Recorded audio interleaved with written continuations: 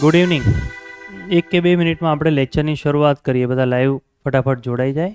Done. Okay, ફરીથી good evening બધાને. આજે ઇતિહાસ વિષય આપણે શરૂ કરવા જઈ રહ્યા છે. ઇન્ડિયન હિસ્ટ્રી આપણે ભણી રહ્યા છીએ. ઓરિએન્ટેશનનો લેક્ચર હતો લાસ્ટ લેક્ચર. કદાચ તમે એને તમારી એપ્લિકેશન જે છે એની અંદર જોયો હશે, અને ના જોયો હોય તો ફરીથી એક વખત તમને શોર્ટ માહિતી આપી દઉં કે તમે મારી સાથે ભણવાના છો ભારતનો ઇતિહાસ, ઇન્ડિયન હિસ્ટ્રી. ઇતિહાસ જે છે, ભારતનો ઇતિહાસ એ સામાન્ય રીતે જે 3 ભાગની અંદર વહેંચાયેલો છે. લાસ્ટ લેક્ચરમાં મેં ડિટેલમાં સિલેબસ, હસમુખ પટેલ સરનું વિઝન કે હવે કેવી રીતે એ ક્વેશ્ચનો પૂછશે, અગાઉ કેવી રીતે ઇતિહાસના ક્વેશ્ચનો પૂછ્યા છે, અને ઇતિહાસ જે છે એને તમે બહુ સરળતાથી તમે ઇતિહાસ જે છે એને ક્લાસ 1, 2 જે છે કેવી રીતે એ 51 માર્કના ધારો કે ક્વેશ્ચન પૂછાય તો હાઈએસ્ટ સ્કોર આપણે એમાં કેવી રીતે લઈ શકીએ, એ બધી બાબતો જે છે ઇતિહાસની એ આપણે અહીંયા સોલ્વ કરીશું. સૌથી પહેલાં કયા લેક્ચરમાં બહુ ડિટેલમાં વાત કરી છે, એટલે અત્યારે ટુ ધ પોઈન્ટ વાત કરું. ક્લાસમાં જે કંઈ પણ હું તમને ભણાવું છું એની નોટ્સ બનાવજો. સૌથી પહેલી વસ્તુ, આ બધી શોર્ટ નોટ્સ છે. ઇતિહાસ તમે જોશો તો એની અંદર પ્રાચીન ભારત છે, એના પછી મધ્યકાલીન ભારત છે, અને એના પછી જોવા જઈએ તો કયું છે, આધુનિક ભારત છે. બસ આ બધું હવે આજથી ભણવાનું આપણે શુભારંભ કર્યો છે. લાઇનસર આપણે ભણવાનું છે. એમાં પહેલાં જે આપણે ભણીશું એ પ્રાચીન ભારતથી આપણે શરૂઆત કરીશું. અને પ્રાચીન ભારતમાં સૌથી પહેલો ટોપિક આપણા માટે છે, એનું નામ છે સિંધુ સભ્યતા. બિલકુલ સિલેબસ અનુસાર આપણે ભણવાના છે, એક ટોપિક સિલેબસ અનુસાર. હા, સમયગાળા અનુસાર દક્ષિણ ભારતના રાજવંશો કદાચ આખું પ્રાચીન ભારત પતે પછી આપણે ભણીએ. ભક્તિ આંદોલન મધ્યકાલીન શરૂઆત થાય ત્યારે આપણે ભણીએ. એ ઉપર નીચે ક્યારે ભણવાનું છે બસ એ બદલાશે, બાકી બધો સિલેબસ વાઇઝ આપણો ટોપિકો જે છે એ ચાલવાના છે. ક્લાસ 1, 2 ને જોતા જ, હસમુખ પટેલ સરને જોતા જ જૂના 5 વર્ષોમાં કેવા પેપરો પૂછાયા, દાસા સર વખતે અઘરા ઇતિહાસના ક્વેશ્ચનો પૂછાયા હતા, કેવી રીતે પૂછાયા, સ્પીપા યુપીએસસીમાં છેલ્લે ઇતિહાસ વિષયમાંથી શું પૂછાયું, બધું જોવાનું છે. અને બરાબર વધારે યાદ રાખવાનું ઇતિહાસની અંદર બહુ ડીપમાં આપણે ટોપિક જે છે એ ભણવાના છે. એ તો ભણતા તમને થોડો આઈડિયા આવી જશે. ફરીથી બહુ લાંબી ચર્ચાઓ આજે નહીં કરું. પહેલો ટોપિક જે આપણે ચાલુ કરી રહ્યા છે, સિંધુ સભ્યતા. સૌથી પહેલો ટોપિક આપણો આ છે સિલેબસ પ્રમાણે. આના પહેલાં હતું 2016 પહેલાં બી આના પહેલાં કંઈક ટોપિકો હતા જે ગયા. શું કામ ગયા એ પણ કહી દઉં કે અત્યારે આના સિવાય આપણે ભણવાના છે ગુજરાતનો ઇતિહાસ, એના પછી દેશી રજવાડા, આઝાદી પછીની ઘટનાઓ, આઝાદી બાદની ઘટનાઓ. આ એ લોકોને એડ કરવી હતી, પહેલાં એડ નથી કરી. 2016 સુધી બહુ કંઈ આ બધું એડ નહોતું કર્યું. તો આ જ્યારે નહોતું, આ બધી વસ્તુઓ જ્યારે નહોતી, એના પહેલાં એક ટોપિક આવતો હતો જે હવે કાઢી નાખ્યો. આની અંદરથી પણ 2-3 ટોપિકો કાઢી નાખ્યા છે એ લોકોએ. એના પહેલાં શું આવતું હતું હું તમને જણાવું, જે હવે અત્યારે ભૂગોળનો ભાગ છે. અને ભૂગોળમાં બી બહુ કંઈ બધા ભણતા નથી, પણ એ ભૂગોળનો ભાગ કરી દીધો. એ બી તમને કહું. તમને ખબર હોય તો બધા યુગ આવતા હતા, પેલા જુરાસિક યુગ આવતા હતા, ખબર છે? યુગો ભણવાના હતા 3 લાખ વર્ષ પહેલાં. પછી કે ભાઈ આ પૂર્વ જે છે એ યુગ. પછી ચાર્લ્સ ડાર્વિનની થિયરી બધાને ખબર હોય, માનવ ઉત્ક્રાંતિ કેવી રીતે થઈ, ને પૌરાણિક યુગ, ને સ્ટોન એજ કયો હતો, ને અગ્નિ એરા કયો હતો, ને માણસે પહેલીવાર પૈડું ક્યારે ચલાવ્યું હતું, અગ્નિનો પહેલીવાર ક્યારે ઉપયોગ કર્યો, એ બધું ગયું. આ લોકો ચોખ્ખું પૂછે છે ભાઈ જામ સતાજી, જામ રાવળ આ બધા કરો, દેશી રજવાડાઓ કરો, સોલંકી વંશ કરો, મૈત્રક કાળ કરો, ભટ્ટારકને તમે યાદ રાખો, મોહમ્મદ બેગડાને તમે યાદ રાખો, અમદાવાદની સ્થાપના કોણે કરી એને યાદ રાખો, વનરાજ ચાવડાને કોણે સ્થાપના કરી એને યાદ રાખો. પૈડું તો હવે એ લેવલે ગયું છે વિકાસ થતાં. ખ્યાલ છે ને બધાને? આર્ટિફિશિયલ ઇન્ટેલિજન્સમાં બધા ભણી લેશે. આ પૈડા કરતાંય વધારે ટેકનોલોજી આવી ગઈ. નવી પ્રકારની ટ્રેનો દોડવાની છે જેમાં પૈડા જ નહીં હોય. તો હવે તો એ ટેકનોલોજી બહુ આગળ વધી ગઈ. તો એ બધું આ લોકોએ કાઢી નાખ્યું અને ચોખ્ખું લખ્યું, ભાઈ સિંધુ સભ્યતા પહેલો ટોપિક, જવા દો કે આગળનું બધું. એટલે સૌથી પહેલો ટોપિક આપણો સિંધુ સભ્યતા છે. સરસ મજાની ડિટેલમાં આપણે સિંધુ સભ્યતા એવું ભણીએ કે તમને એક્ઝામની અંદર વાંધો ના આવે. મેં લાસ્ટ લેક્ચરમાં બી કીધું હતું, કરંટ અફેર કોઈને પહેલાં તો એવો કોન્સેપ્ટ છે કે ઇતિહાસમાં કરંટ અફેર જ ના હોય. ના, સિંધુ સભ્યતામાં 2-2, 3-3 કરંટ અફેર છે. Lothal national maritime heritage centre બને છે. બધું ગયા લેક્ચરમાં હું બોલી ચૂક્યો છું એટલે રિપીટ નથી કરતો. ખાલી એટલું કહું છું કે ઓરિએન્ટેશન લેક્ચર જોઈ લેજો. આશરે 1-1.25 કલાકનો લેક્ચર છે. ફટાફટ ફાસ્ટ ફોરવર્ડમાં એને જોઈ લેશો ને તો તમારે 20 મિનિટમાં પતી જશે બધું. એમાં નવી વિચારસરણી મેં બતાવી છે. હસમુખ સર કે રીતે પ્રશ્નો પૂછશે એ મેં અંદર કીધેલું છે. એમની ફેવરિટ ટોપિકો પણ કીધેલા છે. અત્યારે ફરીથી કહી દઉં છું. એમને ચડતોથી ઉતરતો ક્રમ બહુ ગમે. ખાલસા નીતિ પહેલાં કોણે સ્વીકારી હતી? ચડતાથી ઉતરતા ક્રમમાં ગોઠવો. સહાયકારી યોજના કોણે સ્વીકારી હતી? ચડતાથી ઉતરતા ક્રમમાં ગોઠવો. આ પહેલાં શાસકોને ચડતાથી ઉતરતા ક્રમમાં ગોઠવો. આ બધા શાસકોમાંથી બૌદ્ધ ધર્મ કોણે અપનાવ્યો હતો? આ બધા શાસકોમાંથી કે બૌદ્ધ ધર્મ કોણે અપનાવ્યો હતો? જૈન ધર્મ કોણે અપનાવ્યો હતો? ઇતિહાસમાં થઈ ગયેલી મહિલાઓને ચડતાથી ઉતરતા ક્રમમાં ગોઠવો. આવું બધું એમને બહુ ગમે. એટલે નવી વિચારસરણી સાથે સરસ મજાનું આપણે તૈયારી કરીશું. અને સૌથી પહેલો ટોપિક જે આપણે આજથી ભણવાની શરૂઆત કરી રહ્યા છે એનું નામ છે આ સિંધુ સભ્યતા. પહેલાં હજી મેં તમને બેઝિક કીધું હતું કે એક તમારી ક્લાસ નોટ્સ બનાવવાની છે. અને બિલકુલ ધ્યાન રાખજો કે તમે જે ક્લાસ નોટ્સ બનાવશો એ ડિટેલમાં નથી, માર્કેટમાં ચોપડીઓ મળે જ છે. હું બહુ મારા વખાણ નથી કરતો, પણ ગઈ વખતે ક્લાસ નોટ્સમાંથી લગભગ 50 માર્કનું કે 52 માર્કનું ઇતિહાસ પૂછાયું હતું. એમાંથી 42 માર્કનું બેઠું હતું. ઇઝી પેપર હતું ઇતિહાસનું, એ બી કહી દઉં. ઇઝી હતું, સહેલું હતું. 41થી 42 માર્કનું ચોપડામાંથી જ હતું. 42 માર્કનું ચોપડામાંથી હતું. સિમ્પલ હતું. બહુ કંઈ 20 ક્વેશ્ચનો જ એમાંથી અઘરા પૂછ્યા હતા. એ બી બધાએ લખ્યા હતા. ચોલ સામ્રાજ્ય અને દક્ષિણ ભારતના રાજવંશો, અને બાકીના 20 બહુ ઇઝી હતા. એટલે નોટ્સ જે છે તમે બનાવશો ને એ તમને સારો એવો ફાયદો કરાવી દેશે. હવે જે ક્લાસ નોટ્સ તમે બનાવો એને કોરા કાગળમાં બનાવજો, લીટીવાળામાં ના કરતો, કારણ કે ભવિષ્યમાં મીન્સ પણ આવવાની છે. પ્રિલિમનો ઇતિહાસ અને મેઇન્સનો ઇતિહાસ અલગ છે. પ્રિલિમમાં મૌર્યનો વહીવટ એટલો બધો નથી પૂછાતો, બેઝિક ખાલી પૂછાય છે. કયા અધ્યક્ષ કોના નામે ઓળખાતા અને સીતા અધ્યક્ષ એટલે કોનો વહીવટ કરે ને એવું બેઝિક પૂછાય. બહુ ડિટેલમાં ના જાય, પણ મેઇન્સમાં તો આખો વહીવટ પૂછે. હવે ઓછું થઈ ગયું છે પૂછવાનું, પણ છતાં એવું કંઈ પૂછે તો તમે એને લખી શકો. તો કોરા લાઇનિંગવાળો ચોપડો નહીં, કોરો ચોપડો વસાવજો. નોટ્સ જે છે એમાં જે હું તમને લખાવું એ તમે જોઈ લેજો. બેઝિક લખવાનું કહીશ. અમુક ટોપિકમાં કહું કે આ વાંચી લેજો તો એને વાંચી લેવાનું. કોઈ ટોપિકમાં એક કહું કે આ યુટ્યુબની અંદર આ વસ્તુ અવેલેબલ છે એને એક વખત જોઈ લો તો એ પણ તમારે એક વખત જોઈ લેવાનું. બાકી બધું તમારું 90% કામ જે છે ક્લાસ નોટ્સમાંથી જ થશે. આજે ભણતા તમને ખ્યાલ આવી જશે કે હા ભાઈ આ વસ્તુ જે છે મારે ફોલો કરવાની છે. મારા સોર્સિસ જે છે એ બધા 90% અપ જો જોવા જઈએ તો યુપીએસસી લેવલના છે. અને એની અંદર સૌથી પહેલાં હું ફોલો કરું છું એનસીઈઆરટીને. એ જ બાજુ એને હું ફોલો કરીશ સૌથી વધારે. પાઠ્યપુસ્તક મંડળ બી છે. એનસીઈઆરટી જે છે એ છે. શરૂઆત જ કરીએ સીધા ટોપિકની, પછી બાકી બધી ચર્ચાઓ પછી કરીએ. સિંધુ સભ્યતા.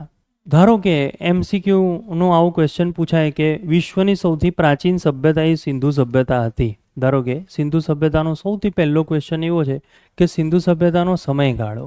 આ સિંધુ સભ્યતા અત્યારે કંઈ ના લખતા, હું બોર્ડ તમારા માટે લખવા માટે મૂકી દઈશ. જ્યારે કહું ત્યારે તમે એને લખજો, અત્યારે કંઈ ના લખતા. તો આ સિંધુ સભ્યતા જે છે એની અંદર સૌથી પહેલાં આપણા માટે જે મહત્ત્વનો છે કે એની સમકાલીન સભ્યતા અથવા એનો સમયગાળો. અત્યારથી આશરે કેટલા વર્ષ જૂની આ સભ્યતા છે? ધારો કે એમસીક્યુ ઉપર આપણે વધારે ફોકસ કરીએ, કેવી રીતના એમસીક્યુ પૂછાય. તો સિંધુ સભ્યતામાં સૌથી બેઝિક એમસીક્યુ જો કહેવાય ને, પહેલો એમસીક્યુ તો આ કહેવાય કે આ વિશ્વની સૌથી પ્રાચીન સભ્યતા છે. હસમુખ પટેલ સાહેબ કેવા શબ્દો બદલે છે હું તમને કહું. સૌથી પ્રાચીન સભ્યતા છે. જુઓ, બીજું એક લાઈન લખું કે સિંધુ સભ્યતા વિશ્વની સૌથી પ્રાચીન સભ્યતાઓમાંની એક છે, આવું પૂછે. અને થર્ડ, સિંધુ સભ્યતા પહેલાં નગરીય ન હતી. આવો ધારો કે એમસીક્યુ એ લોકોએ કર્યો. હસમુખ પટેલ સાહેબની મેન્ટાલિટી કહું છું કે આપણે શું ભણતા હોઈએ ને એમાંથી કેવી રીતના ક્વેશ્ચનો એ લોકો આપણને પૂછે. તો બેઠા ક્વેશ્ચન તો નથી આવવાના, લોથલ ક્યાં છે, ધોળાવીરા ક્યાં છે ને એવા આવે બી ખરા, અને આખું ગામ એને ટીક કરે. સિંધુ સભ્યતા જે છે એનો સમયગાળો જો જોવા જઈએ, હજી એક ચોથો ઓપ્શન ઉપર મૂકું છું કે આજથી આશરે 4000 વર્ષ પૂર્વે સિંધુ સભ્યતા થઈ ગઈ. આવો ક્વેશ્ચન છે. આશરે આજથી 4000 વર્ષ પહેલાં કે સિંધુ સભ્યતા થઈ ગઈ. આવો રીતના એમસીક્યુ તમને પૂછાય બેઝિકમાંથી. હવે જુઓ, સિંધુ સભ્યતાનો સૌથી બેસ્ટ સમયગાળો જે કહેવાય ને, પરિપક્વ સમય કહેવાય. સૌથી બેસ્ટ સમય એનો કહેવાય છે, એને પરિપક્વ કહેવાય. હું એક બહુ સહેલા ઉદાહરણથી તમને સમજાવું. ધારો કે કોઈ વ્યક્તિ બાળક છે, પછી કોઈ વ્યક્તિ યુવાન છે, અને પછી કોઈ વ્યક્તિ વૃદ્ધ છે. તો સૌથી બેસ્ટ સમયગાળો કયો થયો? યુવાનીનો થયો ને. સૌથી બેસ્ટ સમયગાળો યુવાનીનો થયો. તો ઈસવીસન પૂર્વે 2350થી લઈ ઈસવીસન પૂર્વે 1750નો સમયગાળો સૌથી બેસ્ટ છે. બાકી બધા અલગ અલગ બી કહે છે. કોઈ કહે છે કે ઈસવીસન 2300થી ગણવાનું, કોઈ કહે છે કે ઈસવીસન 1700 સુધી ગણવાનું. બધી ચોપડીઓમાં અલગ અલગ આપેલું હોય છે. હિસ્ટ્રીના સોર્સિસમાં ઘણું બધું અલગ અલગ સાલો આપેલી હોય. સાલોમાં ચિંતા નહીં કરવાની. ખ્યાલ આવે છે? એ લોકો બહુ પરફેક્ટ કહી દે એમ. સાલોમાં કંઈ ગભરાવાની જરૂર નથી. એવા કંઈક પર્ટિક્યુલર સાલ એ લોકો પૂછવા બેઠા જ નથી. એક જ પરફેક્ટ સાલ હોય ને, જે પ્લાસીનું યુદ્ધ છે, બક્સરનું યુદ્ધ છે, એવી સાલો ઉપર જ એ ફોકસ કરે. તો આનો સૌથી બેસ્ટ સમયગાળો કહેવાય છે 2350થી લઈ અને 1750નો સમયગાળો. અને એના પહેલાંનો જે સમયગાળો જે છે, આના પહેલાંનો જે સમયગાળો છે, એને કહેવામાં આવે છે પૂર્વ હડપ્પા. આના પહેલાંનું એટલે કે પૂર્વ હડપ્પા. એ સમયગાળો આશરે ઈસવીસન પૂર્વે 3500થી લઈ અને ઈસવીસન પૂર્વે 2350 સુધીનો થાય. એના પહેલાંનો સમયગાળો હતો. આ સમયગાળામાં એક પહેલું ગામડું જોવા મળતું હતું. એક ગામડું હતું, અને એક ગામડું જે છે એ પાકિસ્તાનમાં હતું. એનું નામ હતું મહેરગઢ. આ ગામ હતું. અને મહેરગઢમાંથી કૂતરા બિલાડા પાળતા હોય એ લોકો, નાનો નાનો ડેરીનો ઉદ્યોગ કરતા હોય એ લોકો, કુંભાર કામ કરતા હોય, એવા પુરાવા ત્યાંથી મહેરગઢ પાકિસ્તાનમાંથી મળી આવ્યું. અને આ કહેવામાં આવે છે કે આ સિંધુ સભ્યતાનું પહેલું ગામડું હતું. આ પહેલું ગામડું હતું મહેરગઢ. હવે આપણા દાદા એ સીધા આધુનિક ઘરમાં રહેલા છે કે ગામડામાં રહેલા છે? ગામડામાં રહેલા. ગામડાથી પપ્પા ધીરે ધીરે ઘરમાં આવ્યા. આપણે ધીરે ધીરે આધુનિક બન્યા. સિંધુ સભ્યતામાં બી એવું હતું કે સૌથી પહેલાં ગામડામાં રહે છે સિંધુ સભ્યતા. પછી ધીરે ધીરે સભ્યતા જે છે એ ગામડાનો પરફેક્ટ વિકાસ કર્યો. રોડ રસ્તા બનાવ્યા, સ્નાનાગાર બનાવ્યા, અન્નાગાર બનાવ્યા, અને પરફેક્ટ કોઈ આખું ગામ જે છે એ એક કોઈ વેપાર પ્રવૃત્તિ સાથે જોડાઈ ગયું. એ લોકોનો મુખ્ય વ્યવસાય વેપાર હતો. મેસોપોટેમિયા સાથે વેપાર કરી દીધો. પહેલાં નહોતા વેપાર કરતા. પછી દરિયાના વેપાર ચાલુ કર્યા એ લોકોએ. વિદેશ વેપાર એ લોકોએ ચાલુ કરી નાખ્યો. એટલે પછીની જે સભ્યતા છે એ સભ્યતા કેવી બની જાય છે? નગરીય બની. બહુ શ્રેષ્ઠ કક્ષાએ નગરીય વ્યવસ્થા હતી, જ્યારે એ લોકોનો મુખ્ય વ્યવસાય વેપાર હતો. અને એના પછીનો જે સમયગાળો આવ્યો એ સમયગાળાને કહેવામાં આવે છે ઉત્તર હડપ્પા. અને હડપ્પાનો જે સમયગાળો છે આના પછીનો ઈસવીસન પૂર્વે 1750 પછી.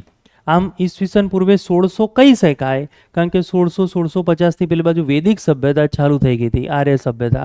અત્યારે એમાં નથી ચાલતા, પણ ઉત્તર હડપ્પાનો સમયગાળો આના પછીનો સમયગાળો કહી શકાય. આ સિંધુ સભ્યતાનો અંત સમય કહેવાય. હવે પ્રિલિમની અંદર એક જ પૂછાશે. એ કયો પૂછાશે? કયો સમયગાળો કહેવાય? એનો પરિપક્વ સમયગાળો. ભવિષ્યમાં મેઇન્સમાં બી સિંધુ સભ્યતાનું તમારે કંઈ લખવાનું આવે, ધારો કે આ વખતે પૂછાયું, આના પહેલાં પૂછાયું હતું સિંધુ સભ્યતા જે છે એની મુખ્ય લાક્ષણિકતાઓનું વર્ણન કરો, તો શરૂઆત અહીંયાથી થાય. સિંધુ નદી કિનારે ઈસવીસન પૂર્વે 2350થી 1750ના સમયમાં તેના પરિપક્વ સમયગાળામાં થઈ ગયેલી સિંધુ સભ્યતાની નગરીય આયોજન નીચે પ્રમાણે છે. શરૂઆત એનાથી થાય. એટલે હંમેશા પ્રિલિમથી લઈને મેઇન સુધી આ સેન્ટેન્સ તમારે યાદ રાખવું પડે. બોલો, કયું છે પરિપક્વ સમય? કયો છે એનો? 2350થી કયો? 1750. હવે આપણે અહીંયા આવીએ. અહીંયા લખ્યું છે સિંધુ સભ્યતા પહેલાં નગરીય ન હતી. ખ્યાલ આવે છે? તો આ સાચું આવે કે ખોટું? સાચું. પહેલાં સિંધુ સભ્યતા જે છે એ કેવી હતી? ગ્રામીણ હતી. હવે અત્યારે બધી જગ્યાએ એવું જ લખ્યું સિંધુ સભ્યતા વિશ્વની પહેલી નગરીય છે. વિશ્વની પહેલી નગરીય, એ સાચું છે, પણ પહેલાં એ નગરીય નથી. પહેલાં એ કઈ હતી? ગ્રામીણ. હવે એક સેન્ટેન્સ અહીંયા જોઈએ કે આ સભ્યતા જો કઈ લખી છે? વિશ્વની સૌથી પ્રાચીન સભ્યતા છે. આ સેન્ટેન્સને જોઈએ તો આના પહેલાં કોઈ સભ્યતા હતી કે? તો હતી. અહીંયાથી વિશ્વમાં બીજી એક સભ્યતાનો પણ ઉદય થયો હતો. એના પહેલાં હતી. તો ધારો કે એક ઉદાહરણ આપણે એક લઈએ. ધારો કે આવું કંઈ, તો આ એરિયા જે છે ને ઇજિપ્તનો એરિયા છે. આ લઈએ અને આ ભારતનો એરિયા લઈ લઈએ આશરે. તો અહીંયા સભ્યતા હતી, અહીંયા એક સભ્યતા હતી, અહીંયા આશરે આમ બે સભ્યતા પણ કહેવાય. એક સભ્યતા જે છે ઈસવીસન પૂર્વે 3500થી જ એની શરૂઆત થઈ હતી. સિંધુ સભ્યતા જ્યારે ગ્રામીણ હતી ને એના બી થોડા પહેલાં, એક્ઝેક્ટલી એવું કહેવાય છે કે ઈસવીસન પૂર્વે 5500થી લઈ અને 3500 સુધી એક સભ્યતા હતી, જે સભ્યતાનું નામ છે મેસોપોટેમિયા સભ્યતા. આ સભ્યતા હતી મેસોપોટેમિયાની સભ્યતા કહેવાય. અને આ સભ્યતા જે છે એ હતી ઈરાકની અંદર હતી. આ બીજી એક સભ્યતા જે છે એને કહેવામાં આવે છે મિશ્ર સભ્યતા. ઘણા લોકો આને જ મિશ્ર સભ્યતા કહે છે. મિશ્ર સભ્યતા હતી એ ઇજિપ્તની આસપાસ હતી. જે મમ્મી, ખબર છે ને મમ્મી, જે લોકો પિરામિડ બનાવે છે, કાયરોમાં પિરામિડ છે, આ એ સભ્યતા હતી. અને હવાંગ હો નદી કિનારે એક બીજી સભ્યતા હતી, એ ચીની સભ્યતા હતી. હવાંગ હો નદી કિનારે એ સિંધુ સભ્યતા જે છે એની પહેલા સમકાલીન કહેવાય કે સિંધુ સભ્યતાની સમકાલીન આ હતી, પણ સિંધુ સભ્યતાથી બી પ્રાચીન સભ્યતા કોઈ હોય તો એ કઈ છે? મેસોપોટેમિયા. વિશ્વની સૌથી પ્રાચીન સભ્યતા આ બધામાંથી કઈ એ આવે તો કઈ સભ્યતા આવે? એક જ આવે. કઈ આવે? મેસોપોટેમિયા. મેસોપોટેમિયા પહેલી હતી. એના પછી સભ્યતાઓ જે છે એની સમકાલીન. કોની સમકાલીન સભ્યતા ચાલે છે? બોલો. સિંધુ સભ્યતાની સમકાલીન સભ્યતાઓ તો પહેલાથી હોય એ બી એના સમયમાં તો છે જ ને, પહેલેથી જે છે. તો એ સભ્યતા કઈ થઈ? એની મેસોપોટેમિયા થઈ. પછી કઈ? મિશ્ર સભ્યતા થઈ, ઈશ્રવાળી. પછી કઈ સભ્યતા થઈ? ચીની સભ્યતા થઈ. આ એની સમકાલીન સભ્યતા. અને એના પહેલાની સભ્યતા, એના પહેલાથી સભ્યતા કહેવાય મેસો. તો વિશ્વની સૌથી પ્રાચીન સભ્યતા કઈ કહેવાય? મેસો. હવે મજા એ છે, મેસોપોટેમિયા લઈ લો, મિશ્ર લઈ લો, ચીની સભ્યતા લઈ લો, આ બધી સભ્યતા જે છે બોલો એ કઈ સભ્યતા હતી? ગ્રામીણ હતી. બધી સભ્યતા કઈ હતી? ગ્રામીણ હતી. પછી મેં તમને કીધું આ લોકોની સાથે સાથે જે સભ્યતા આવી એ કઈ સભ્યતા આવી? સિંધુ. પણ આ બી ગ્રામીણ જ હતી. હવે એક લાઈન એવી લખેલી આવે, ઈસવીસન પૂર્વે 5500ની આસપાસ વિશ્વની તમામ સભ્યતાઓ ગ્રામીણ હતી. તો સાચું કે ખોટું? સાચું. બધી સભ્યતા કેવી હતી? ગ્રામીણ હતી. પેલા લોકો ભલે પિરામિડ બનાવતા હતા તો એ ગ્રામીણ સભ્યતા હતી. તંત્ર મંત્ર જાદુ ટોણા ને એમાં તાંબામાં ને એ બધામાં એ લોકો બહુ માને. હમણાં આપણે આગળ ભણીશું. સિંધુ સભ્યતા એવી ધીરે ધીરે પહેલા બોલો કઈ યોજના બની? કઈ બની ગઈ? એ નગરીય સભ્યતા બની ગઈ. અને ઓલી બાજુ મેસોપોટેમિયાથી લઈને ચીનીની હવાંગોવાળી એ બહુ લેટથી એ નગરીય બને છે. બહુ સમય જાય છે એને નગરીય બનતા, ઘણો સમય જાય છે. હવે પેલા એમસીક્યુ પર આવો. અઘરામાં અઘરો એમસીક્યુ છે ટાટા મેગ્રોહિલમાં આપેલો છે. ટાટા મેગ્રોહિલ જે બુક છે એની અંદર સિંધુ સભ્યતાને ઇન્ટ્રોડક્શન બતાવી અને પછી આ એમસીક્યુ આપેલો છે. હવે તમે વિચારો, લખ્યું છે આજથી 4000 વર્ષ પહેલા સિંધુ સભ્યતા થઈ ગઈ. આજથી 4000 વર્ષ. તો હવે આપણે ગણવાનું છે. ધારો કે 0થી સ્ટાર્ટ કરો તો અત્યારે જે સાલ ચાલે છે આશરે 2024, એટલે આપણે એને 2000 ગણીએ. સિંધુ સભ્યતાનો સમયગાળો તમે વિચારો તો બેસ્ટ સમયગાળો આ થાય છે 2300થી 1750. તો આપણે એક એવરેજ એની કાઢીએ. 2300થી 1750ની તમે એક એવરેજ કાઢો તો આશરે બોલો 2000ની આસપાસ આવે કે ના આવે? આશરે ગણીએ તો થાય કે ના થાય? તો એવરેજ તમે ગણો. આજથી આશરે 4000 પૂર્વે સિંધુ સભ્યતા થઈ ગઈ. તો આ લાઈન કેવી થાય? સાચી. વિશ્વની સૌથી પ્રાચીન સભ્યતા સિંધુ સભ્યતા છે. આ લાઈન કેવી થાય? ખોટી. પ્રાચીન કઈ છે? મેસોપોટેમિયા. અને સમકાલીન કોઈ કઈ એના જોડે જોડે કઈ? તો મેસોપોટેમિયા, બોલો મિશ્ર સભ્યતા, અને પછી કઈ થાય? ચીની સભ્યતા. એની સમકાલીન થઈ ગઈ. વિશ્વની સૌથી પ્રાચીન સભ્યતાઓમાંની એક છે આ. એ છે બે. વિશ્વની સૌથી પ્રાચીન સભ્યતાઓમાંની એક છે. વિશ્વની સૌથી પ્રાચીન સભ્યતાઓમાંની એક છે. તો આ કયું થયું? સાચું. કારણ કે એણે ઓવરઓલ કીધેલું છે. આ હસમુખ સરને બહુ ગમે, શબ્દો ટ્વિસ્ટ કરી નાખે. મેં લાસ્ટ લેક્ચરમાં કદાચ કીધું હતું કે એ એમ કે શરીરનું સૌથી મોટામાં મોટું અંગ કયું અને શરીરમાં સૌથી મોટામાં મોટું અંગ કયું? તો બંનેના જવાબ બદલાઈ જાય. શરીરનું સૌથી મોટું અંગ ચામડી થાય, શરીરમાં સૌથી મોટું અંગ યકૃત થઈ જાય. Which is the largest organ in the body? તો liver. Which is the largest organ of the body? તો સ્કિન થઈ જાય. પછી તમને ખબર હશે મની બિલ અને ફાઇનાન્સ બિલ વચ્ચેનો તફાવત આવે. એ હસમુખ સાહેબનો ફેવરિટ. ઇમિગ્રેશન કોને કહેવાય? એમિગ્રેશન કોને કહેવાય? હસમુખ સાહેબનો ફેવરિટ. નેશનલ પાર્ક, સેન્ચુરી, એના વચ્ચેનો, રિઝર્વ પાર્ક વચ્ચેનો તફાવત કયો? હસમુખ સાહેબનો ફેવરિટ. કેમ? કારણ કે પેલું કન્ફ્યુઝન થયું ને. છે ને, ખબર છે ને, મની બિલ ને ફાઇનાન્સ બિલ બી તમારા પોલિટીમાં આવે છે. આ બધાની અંદર એમને બહુ ગમે આ કમ્પેરિઝન. એ લોકો એમને બહુ ગમે. તો આ છે વિશ્વની પ્રાચીન સભ્યતાઓમાંની એક સિંધુ સભ્યતા છે. તો સાચું જોઈ લીધી. 4 સૌથી પ્રાચીન સભ્યતાઓમાંની એક છે. અને સિંધુ પહેલા નગરીય ન હતી. તો સાચું. પહેલા કઈ સભ્યતા હતી? એ ગ્રામીણ સભ્યતા. તો આ એનો અને મેસોપોટેમિયા સાથેનો સંબંધ મેઇન્સની પરીક્ષાઓમાં પૂછાય છે કે સિંધુ સભ્યતા અને મેસોપોટેમિયા સભ્યતા સાથેનો સંબંધ કયો છે. તો પહેલાં થોડા બેઝિક આપણને ખબર હોવા જોઈએ, ત્યારે તમે એને અપ્લાય કરી શકો છો. તો સૌથી પહેલાં લખી નાખો સિંધુ સભ્યતાનો સમયગાળો, પછી આપણે ઓર આગળ એમાં વધીએ છીએ. મોટું હેડિંગ આપજો, સિંધુ સભ્યતાનો સમયગાળો. હેડિંગ પહેલાં આવજો સિંધુ સભ્યતા. બહુ નહીં લખાવું, જે મેઇન પોઈન્ટ છે એ જ લખાઈશ. પૂર્વ હડપ્પા, પરિપક્વ હડપ્પા અને ઉત્તર હડપ્પા. જે આજે લખાઈ દઉં એ આવતા લેક્ચરમાં કાલે મોઢે હોવું જ જોઈએ. આઈને કંઈ પૂછું ક્વેશ્ચન અને પાછળનું તમને યાદ નહીં રહે તો નહીં ચાલે. અત્યારથી કહી દઉં છું, ખાસ તમે ધ્યાન રાખજો. પૂર્વ હડપ્પા આશરે ઈસવીસન પૂર્વે 3500થી લઈને ઈસવીસન પૂર્વે 2350. ક્યાંક 2300 બી આપ્યું છે, ચિંતા કરવાની નહીં એની. અહીંયા ઈસવીસન પૂર્વે 2350 લઈને ઈસવીસન પૂર્વે 1750, અહીંયા ઈસવીસન પૂર્વે 1750 બાદનો સમય. પરિપક્વ હડપ્પા, ઉત્તર હડપ્પા. આ થયું. થોડા બેઝિક પોઈન્ટ પણ આપણે જોઈ લઈશું હમણાં. સિંધુ નદી કિનારેથી પહેલા પુરાવાઓ એના મળેલા છે, એટલા માટે એને સિંધુ સભ્યતા તરીકે પણ ઓળખવામાં આવે છે. એની પણ આપણે થોડી ડિટેલની અંદર ચર્ચા કરીએ. જુઓ, સમજજો પહેલાં બરાબર. પેલું મેસોપોટેમિયા વાળું હમણાં લખીશું આપણે, આને સમજજો બરાબર. કે એવું કહેવામાં આવે છે કે 1826, 1825, 1830, 1815 આ બધા સમયગાળા દરમિયાન શું થતું હતું કે ઘણા બધા આર્કિયોલોજિસ્ટ જે છે, પુરાતત્વવિદો જેને કહેવાય, એ બધા શું કરતા હતા, શોધ સંશોધનો ઉપર નીકળે અને એ બધા શું કરે, ઓઇલ શોધે. ખબર છે ને, જમીનમાંથી ઓઇલ કાઢવાનું હોય, એ ઓઇલ શોધે, કોઈ સભ્યતા શોધે, જૂની પૌરાણિક હાડકાઓ શોધે, અશ્મિઓ શોધે, ડાયનાસોરના ઈંડા, ખબર છે ને આપણે રૈયાલીમાંથી મળ્યા, આવું બધું એ લોકો શોધવાનું કામ કરે.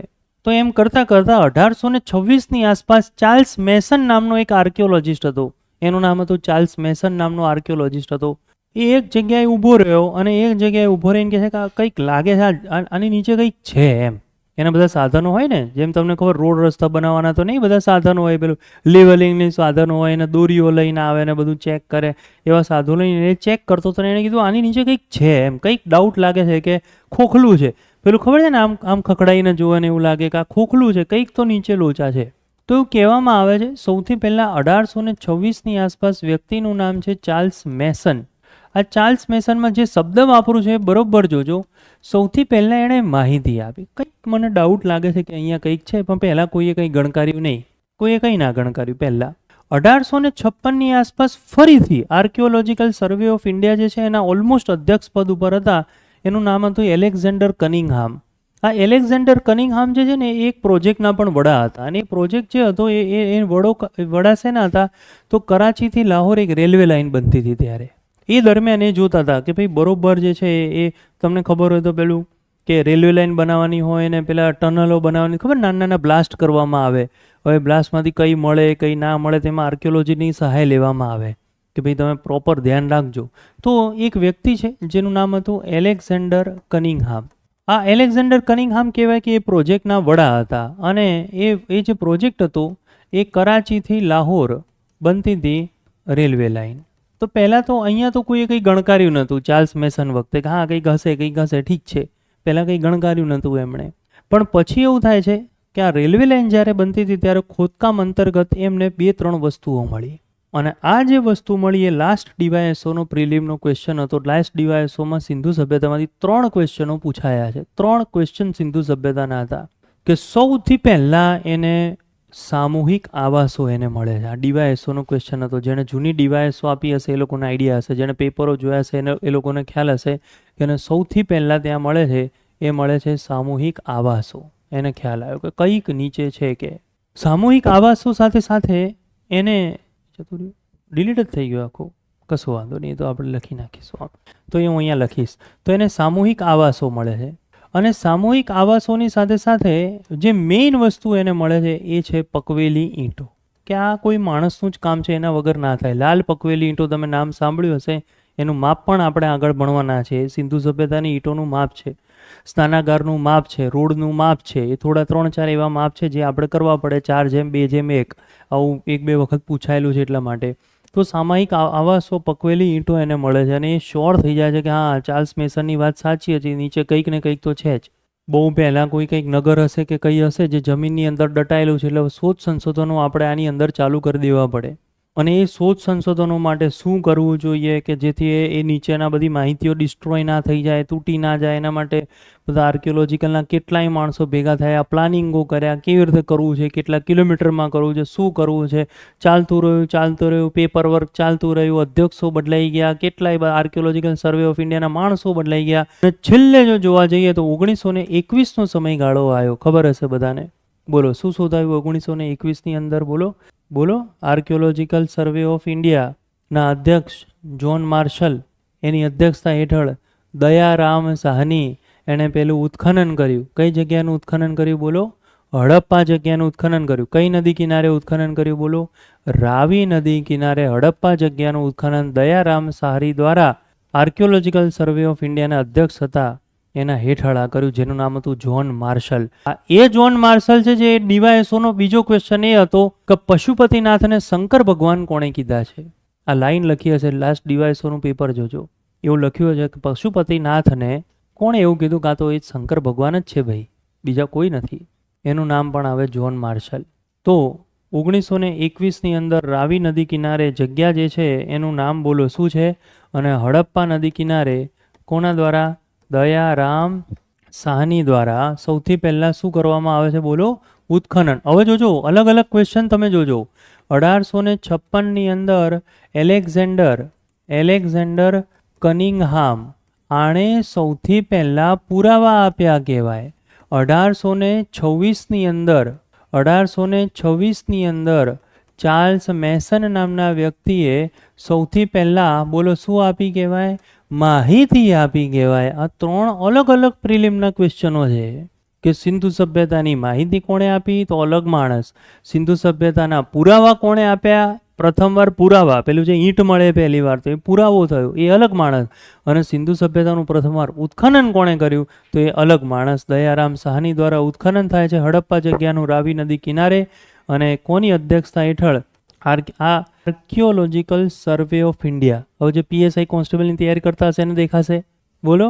હા, આસિસ્ટન્ટ સબ ઇન્સ્પેક્ટર જ્હોન માર્શલની આગેવાની હેઠળ, ASI જ્હોન માર્શલ આ ASIના અધ્યક્ષ હતા ત્યારે, આગેવાની હેઠળ. અને આ ક્વેશ્ચન પૂછાઈ ગયેલો છે, આપણે અહીંયા જ લખી નાખીશું. આ પછી લખીશું જો કે મુખ્ય ભગવાન પશુપતિનાથ છે અને એના આદ્ય શિવ કીધા છે, ક્યાં તો એ લોકોના શંકર ભગવાન છે. આ જ્હોન માર્શલ જ વ્યક્તિ એવો છે જેણે આ વાક્ય કીધું હતું.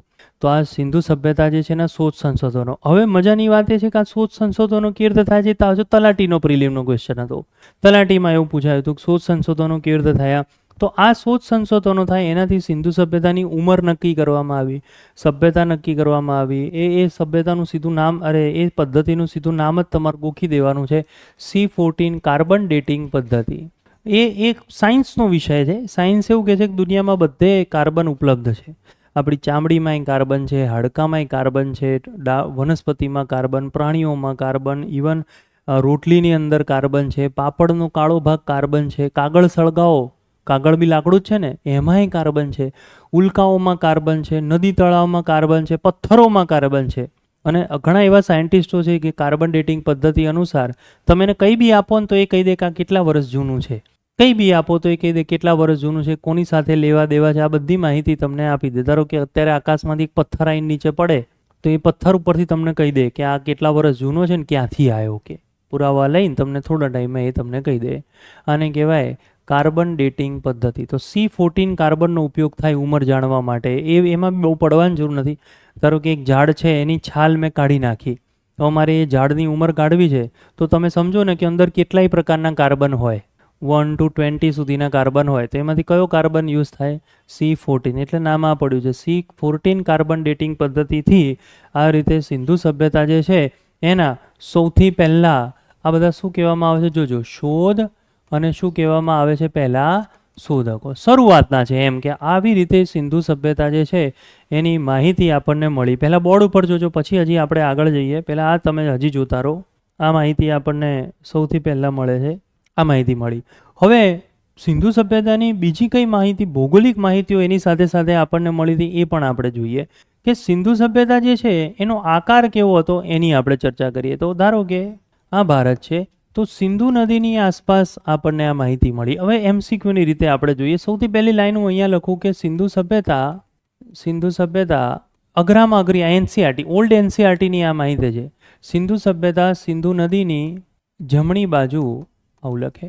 સેકન્ડ લાઈન, આ પહેલું છે, આ સેકન્ડ છે. સિંધુ સભ્યતાનો વિસ્તાર મેસોપોટેમિયા કરતાં ઓછો હતો, આવું કે આપણને. સિંધુ સભ્યતાનો આકાર ત્રિભુજ આકાર હતો.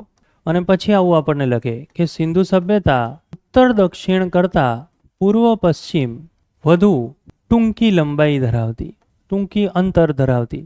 ઓકે, મેં મારી રીતે ફટાફટ કરી દીધું. બાકી ખબર છે ને, અંતર આવે ઉત્તરથી દક્ષિણનું અંતર અને પૂર્વથી પશ્ચિમનું અંતર. તો અંતર તમે સમજો કે આની અંદર આટલુંથી ઓછું અંતર ધરાવે કે વધુ અંતર ધરાવે, એવી રીતે MCQ આપણને પૂછે. હવે આ સિંધુ સભ્યતા જે છે આ સિંધુ નદીની સૌથી પહેલા કઈ બાજુથી મળે છે? એમ જમણી બાજુથી મળે છે કે ડાબી બાજુથી મળે છે? આ એક પ્રશ્ન. ચલો કોણ આન્સર આપશે? અને આમાં 3-4 જણ તમને કહું, જ્યારે બાજુની વાત થાય ત્યારે આવું થાય.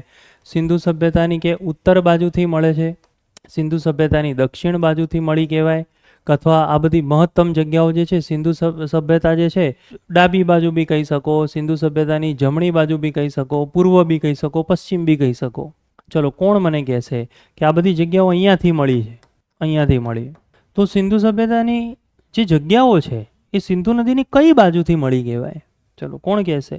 ઉત્તર, દક્ષિણ, પૂર્વ, પશ્ચિમ, જમણી, ડાબી, શું લખવાનું? મહત્તમ કઈ બાજુથી મળી કહેવાય?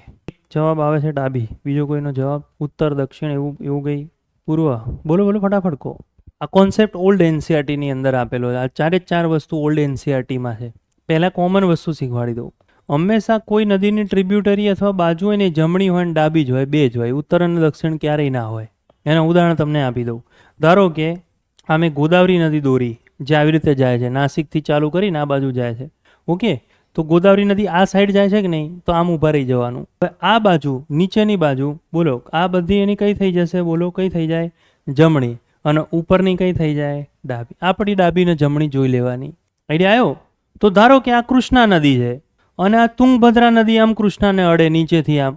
કોઈ તમને એમ પૂછે કૃષ્ણા નદીને તુંગભદ્રા નદી કઈ જગ્યાથી અડે? તો ક્યાંથી અડી કહેવાય? જમણીથી. અમુક લોકો એમ કે ક્યાંથી અડી કે દક્ષિણથી ઉપર અડે છે. હસમુખ સરનો પીએસઆઈનો ક્વેશ્ચન છે. બોલો હવે કહો મને. હસમુખ સાહેબનો પીએસઆઈનો ક્વેશ્ચન જોવો હોય તો જોઈ લેજો. એમણે એવું પૂછ્યું હતું કે તુંગભદ્રા નદી કૃષ્ણા નદીને કઈ બાજુથી અડે છે? હવે જે લોકોને પહેલાં તો અમુક તો એવી નોટ હોય જેને ખબર જ ના હોય આવું બધું કરવાનું હોય ટ્રિબ્યુટરી, અને જે લોકો કરે જેણે મેપ જોયો હોય એ સિમ્પલ વસ્તુ રાખે કે આમ જાય છે તો દક્ષિણથી ઉત્તર બાજુ જાય છે, એને ટચ કરવા. એવું ના આવે. પહેલાં તો નદીમાં 2 જ ટ્રિબ્યુટરી હોય, રાઈટ ટ્રિબ્યુટરી અને કઈ હોય? Left tributary. 2 જ હોય. તો આ પ્રમાણે અહીંયા થાય. હવે તમે વિચારો નર્મદા નદી ગણી લઈએ આપણી. તો ધારો કે આ નર્મદા નદી છે, આમ જાય છે કે નહીં નર્મદા નદી? એમાં આખું ઊંધું થઈ જાય, આમ નદી જાય છે એટલે. તો ઉપરની જે એને અડતી હશે એ બધી એની કઈ થઈ જાય? જમણી થઈ જાય. નીચેથી અડતી હશે એ બધી કઈ થઈ જાય? એની ડાબી થઈ જાય. આવું થઈ જાય. આમાં ભૂગોળમાં તમારે બહુ ડિટેલમાં આવશે એટલે હું અત્યારે એમાં નથી પડતો, ખાલી એક બાબત તમને કહું છું. હવે તમે વિચાર કરો, સિંધુ સભ્યતા છે આ, બરોબર? તો નદી કઈ બાજુથી કઈ બાજુ જાય છે? અહીંથી આમ જાય છે કે નહીં? બરાબર, નદી આમ જાય છે કે નહીં? હવે હું અહીંયા ઊભો રહી જઈશ, જે બાજુ નદી જતી હોય એ બાજુ મારું ઊભા રહી જવાનું. તો આમ જાય છે નદી, તો ઉપરની બાજુ બોલો એની કઈ થઈ જાય? જમણી. નીચેની બાજુ એની કઈ થઈ જાય? ડાબી થઈ જાય. નીચેની બાજુ ડાબી છે, ઉપરની બાજુ જમણી. જો પહેલી લાઈન શું લખી? જો સિંધુ સભ્યતા સિંધુ નદીની કઈ બાજુ જોવા મળે છે? જમણી બાજુ જોવા મળી. આ લાઈન લખી છે. એટલે બધી જગ્યાઓ નહીં, 1-2 અપવાદ છે. મોહેંજો-દડો છે, ખ્યાલ આવે છે? 1-2 એવી સભ્યતાઓ છે, મહેરગઢ છે, મોહેંજો-દડો, એ 2 જ જમણી બાજુ છે. 2-3 જ એવી છે જે જમણી બાજુ છે. મહત્તમ જગ્યાઓ આપણને ક્યાં જોવા મળી છે? ડાબી બાજુ. એટલે પહેલાં તો ટૂંકમાં આ લઈને અત્યારે જવા દો. સિંધુ સભ્યતાનો વિસ્તાર મેસોપોટેમિયા કરતાં બોલો કેવો છે? ઓછો હતો. આ લાઈન છે. હવે જૂની સભ્યતા તો નંબર 1 કઈ આવે? મેસોપોટેમિયા. અને નંબર 2 કઈ આવે? સિંધુ. જૂની, અથવા બીજો શબ્દ બી વાપરી શકાય કે નહીં? કયો વપરાય? પ્રાચીન. પણ વિસ્તારની જ્યારે વાત આવે, તો સિંધુ સભ્યતા જે છે એનો એરિયા બહુ મોટો હતો. આશરે જો જોવા જઈએ, સિંધુ સભ્યતા જે છે એ 12 થી 13 લાખ સ્ક્વેર કિલોમીટર, વર્ગ કિલોમીટરની અંદર એ વહેંચાયેલી હતી. સિંધુ સભ્યતા 12 થી 13 લાખ વર્ગ કિલોમીટરની અંદર વહેંચાઈ હતી. જ્યારે મેસોપોટેમિયા સભ્યતા જે છે એ એટલા મોટામાં નહોતી વેચાઈ, 5 થી 6 લાખ વર્ગ. એ તો પિરામિડ બનાવે બસ નાના નાના એરિયામાં, અને પિરામિડની અંદર મેઇન એમની રાણી રહે. પિરામિડમાં મેઇન રાણી રહે, રાણીના બધા વજીર રહે, અને આજુબાજુ જાદુ ટોણાને કામ કરવાવાળા લોકો રહે, જેનું એક જ કામ પિરામિડ બનાવવાનું બસ, અને વેપાર કરવાનો. અને એની રાણી જે હોય એને એ લોકો એવું માને કે આ જિંદગીભર જીવવાના જ છે, એટલે રાણીને પાછું એ શું કરે? પેલા તકતીમાં બંધ કરી નાખે, કેમિકલ નાખીને. રસાયણ વિજ્ઞાનની શોધ એ લોકોએ કરી. અત્યારે બી જુઓ, મમ્મી જયપુરની અંદર છે, ઘણા બધા શહેરોની અંદર મમ્મી દેખાય, એને તમે જોજો. હજી બી કહે છે કે ચામડી, સ્કિન, વાળ, હાડકાં હજી મમ્મીમાં છે. એ આ બધા ઇજિપ્તવાળી બધી રાણીઓ છે બધી. યસ, હજી આ ઇજિપ્તની રાણીઓનો પ્રભાવ એટલો છે ઇજિપ્તની અંદર એમ. એના ઉપર મૂવી બી ઘણા બધા બની ચૂકેલા છે. ઘણા મૂવી, મમ્મી નામનું જ એક તો મૂવી છે. વિસ્તારની દ્રષ્ટિએ જોવા જઈએ તો એ લોકોની મેસોપોટેમિયા 5-6 લાખ સ્ક્વેર કિલોમીટરની જ હતી, આપણી વધારે હતી. બસ ઇજિપ્તના કાયરો બાયરો થોડા બધા પિરામિડ છે, પતી ગઈ આખી સભ્યતા ત્યાં મેસોપોટેમિયાની નજીકમાં પતી જાય. વિસ્તારમાં નંબર 1 આવે બોલો તો કઈ આવે?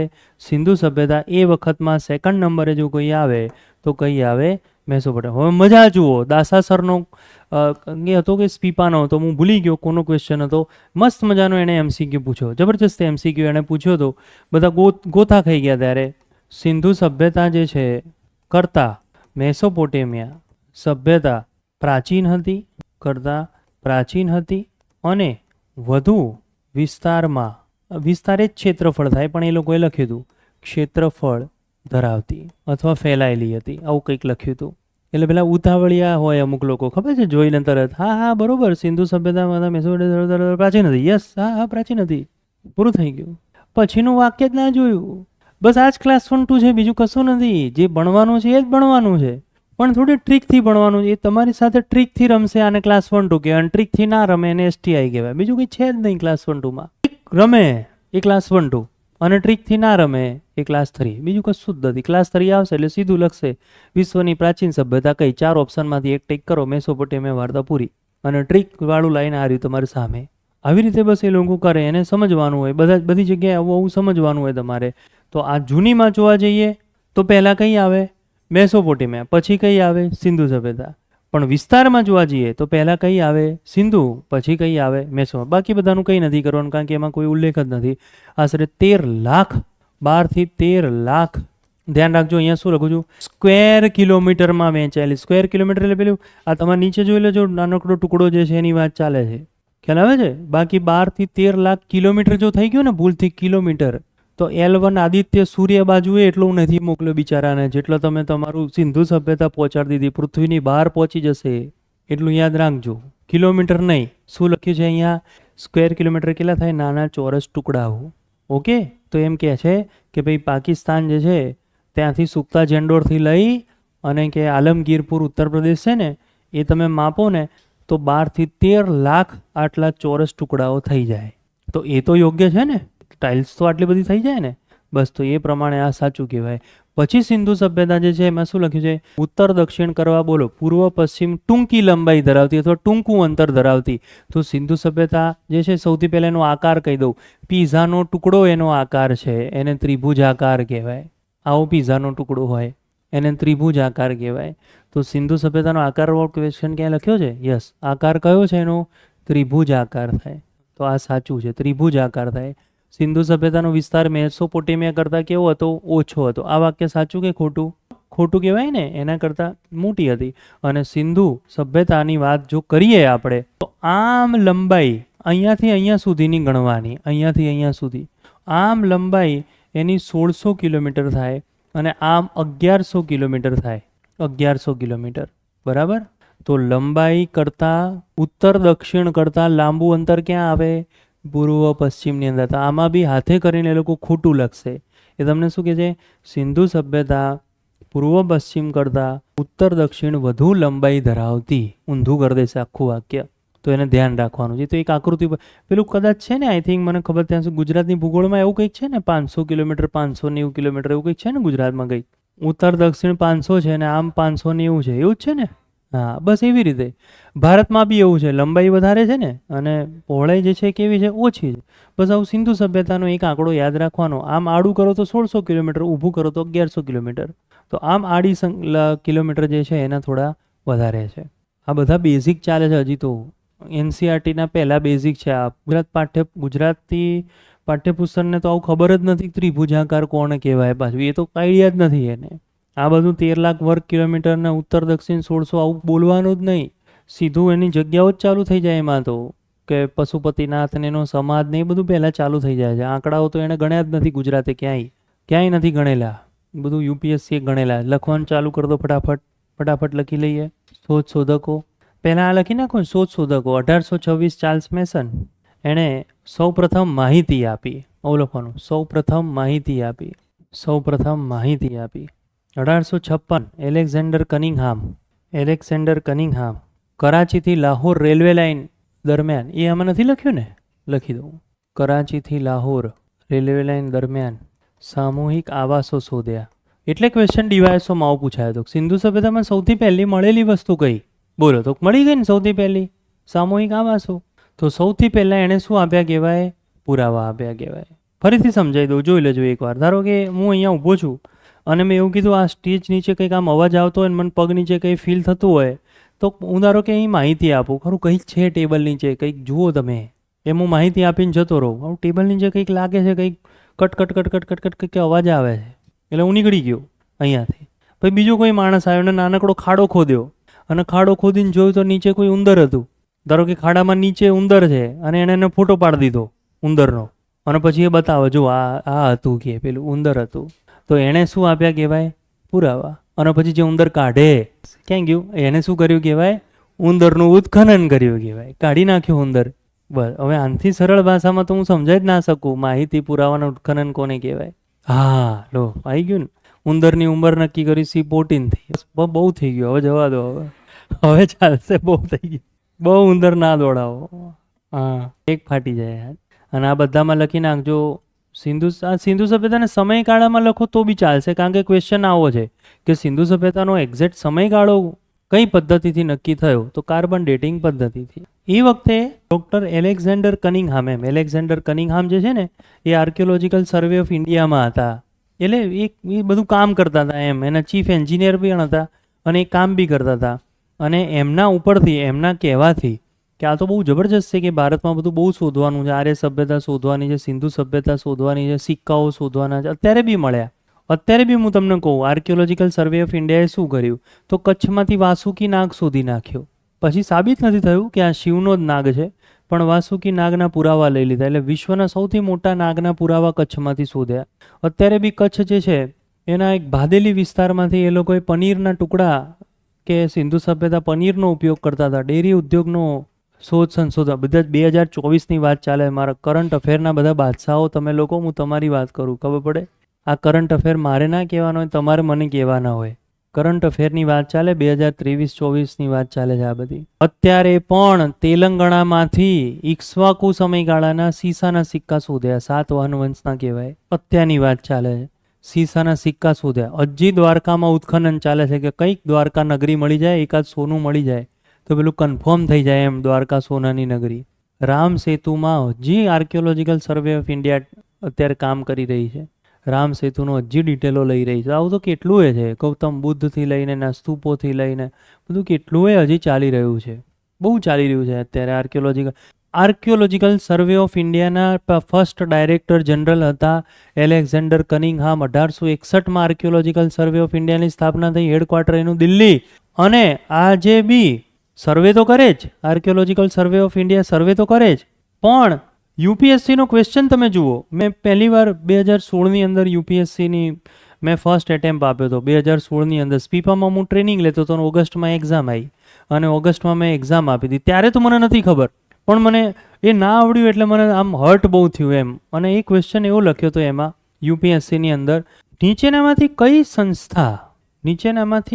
સંસ્થા કોઈ પણ હોન્ટેડ પ્લેસ એમ, પેલું નહીં ભૂતોનું કોઈ, એની બહાર બોર્ડ લગાડે છે કે અહીંયા 6 વાગ્યા પછી જવાનું નહીં.